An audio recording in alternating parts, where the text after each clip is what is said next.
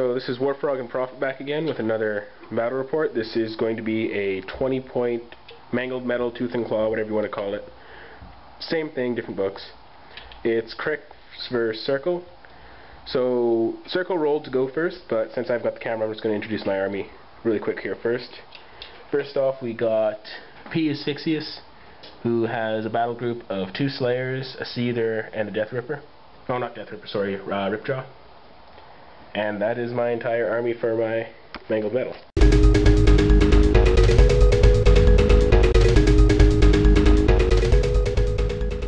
We've got 2 Arguses, a World Warden, and a Feral Werewolf led by Balder. So we're going to get to the first turn and let you know how it goes.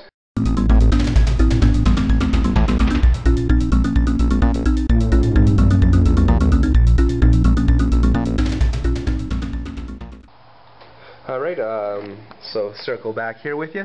So the Arguses ran up, Feral Werewolf ran up, put the warping for the armor, so he's got +2 armor.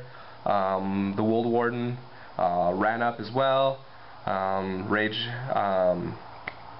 riled a little bit for some fury, and then Balder came up, put up all 3 of his upkeep spells. So he put up a rapid growth, so we got a little forest marking from the center there.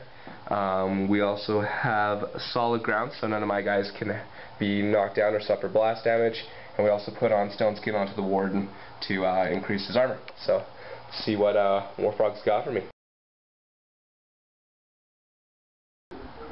Alright, so Warfrog here. So to start my focus allocation, the Seether got 1 automatically from his special rule. The Slayers both got 1 from Asphyxious, and the Ripjaw, Ripjaw, that's the right one, got 1 from Asphyxious. So my 3 Heavy Jacks walked up onto the hill. Actually, I think 2 of them ran, spending a focus. Seether doesn't need to spend focus to run. They're on top of the hill, waiting to hopefully get a charge. They have their elevated target. The Ripjaw walked up the side there to get in position to maybe shoot some spells and such. Asphyxious moved up here behind all 3 of his Heavy Jacks and channeled a spell through the Ripjaw, Breath of Corruption, at the Feral Werewolf. I knew I was nowhere near in range, but I just wanted to scatter the AoE to hopefully get into a useful position. So there's a 3-inch cloud centered on that token there. And that's it for my turn. Let's see what Prophet does with his circle in the next turn.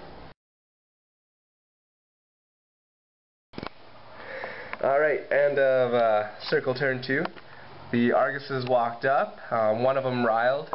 The Werewolf walked up, put his armor back up onto himself. Warden walked up, shot, did nothing. Balder walked up, shot, did nothing, and he kept up all his upkeeps. So yeah, let's see what Warfrog's got. Alright, so Warfrog here with Cryx turn 2. So nothing really big happened this turn. The Slayer, or Asphyxious, first of all, Asphyxious kept all his focus for himself. He's a greedy little bastard. The Slayer walked down the hill to make room for Asphyxious. Asphyxious walked up on top of the hill, shot at that Argus. Now this wasn't back arc, we just can't get them all to bounce on it otherwise, so it was frontal arc. But I was elevated target, hit him, boosted the damage, and did 13 damage to the Argus. And then he cast Teleport to get down on the hill. And the rest of them activated but didn't do anything. And that's the end of Cryx turn 2. Alright, turn 3 for the circle. We're back here with you. Warden walked up, tried to cast some spells, ended up doing a little bit of damage to the Slayer over here.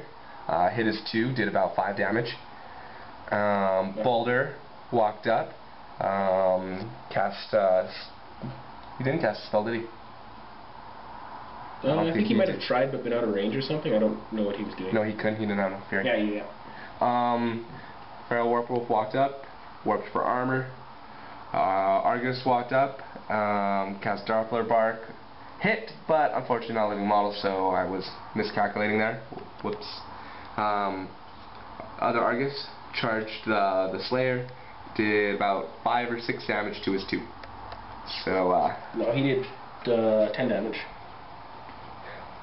And yeah, that's the turn here. So we're gonna let Warfrog get back to you.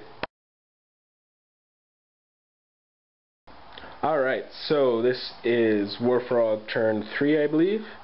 So, for starters, the Slayer had one focus and just beat on the Argus till it died. He needed his focus for the last hit. And then, next, this Slayer walked up to the other Argus and did a double-handed throw, threw him at Boulder. Missed Boulder, but deviated and smacked into the Feral Wolfdwarf, and it did 3 damage. Yeah, 3 damage from the hit roll, or damage roll from the throw. The Feral Wolf is immune to... He's larger, so he doesn't take any damage from that. Slayer, or Asphyxious activated next, put Scything Touch on the Slayer, or Seether, which the Seether charged, and hit the Warpwolf with all of his attacks, I think. How much did he do to him, or...? Oh, he wiped out body, and did another... that's 8... 9, 10, 11, 12, 13 damage-ish. So, he's almost dead. Alright, and then when he tried to do his free double-handed throw for hitting with both his claws, he hit with the double-handed throw, but with my 2 things plus strength, he rolled higher. So he didn't throw the Warpwolf, and then the Ripjaw just went up here. I don't know what I'm doing with the Ripjaw yet. He's just basically in position to be an Arc Node if he needs to, or charge something if he needs to. And that's about it. Let's see how Circle responds to this. Alright, so Circle turn 4. Balder walked up, did a whole bunch of damage to the Seether, as you can see here. Didn't kill it. Kind of annoyed about that. The Feral Warpwolf walked around to try and block a charge lane to Balder, but unfortunately had really low health, and the free strike was just too much for him. The Argus, with help from the Wold Warden, walked up together, destroyed the Slayer.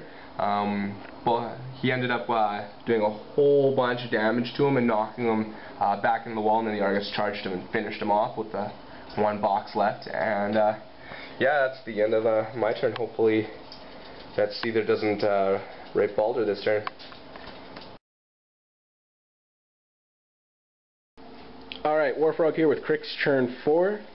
So, first thing for this turn is the Ripjaw charged the Wold Warden, did, what, like 13 points of damage or something with his armor piercing? 15.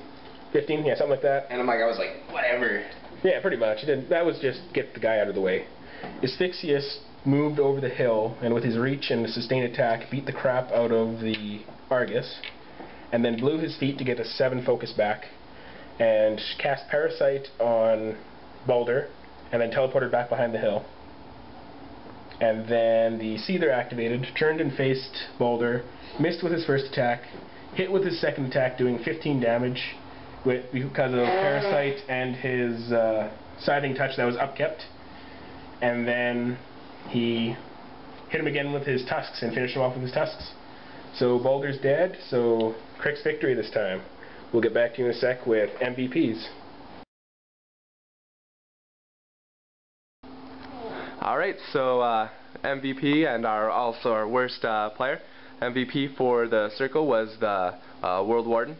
It did the most damage and wasn't destroyed, so yes. And the worst was the Feral Wolf only because I used it terribly and it didn't get to do anything. So Warfrog next. Alright, Warfrog here with my MVP and worst model. My MVP would be the Seether. He charged up, did a whole bunch of damage to the Warpwolf, and then finished him off with a free strike on Prophet's turn. And then turned around and beat the crap and killed the Balder. And then my worst would be one of my Slayers. This is particularly the one that all he did was throw a Argus and then die. Woo! That's the complete of his achievements.